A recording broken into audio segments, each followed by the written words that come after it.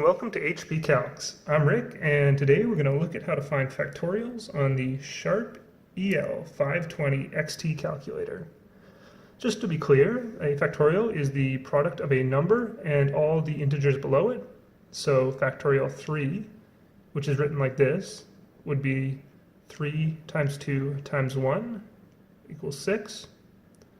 To solve this, we'll be using the second function key, located here, and the for key with the second function factorial, located here.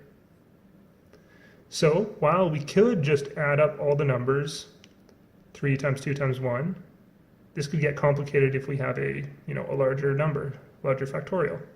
What we can do is enter the number.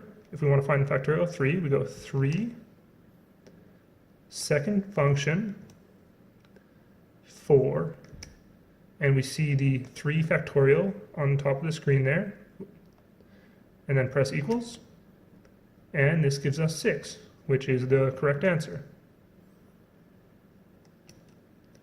We can try one more. Let's try 5 factorial. Again, we start with 5, second function, 4, equals 120. We can check this if we want by going 5 times 4 times 3 times 2 times 1 equals 120. So we know that works.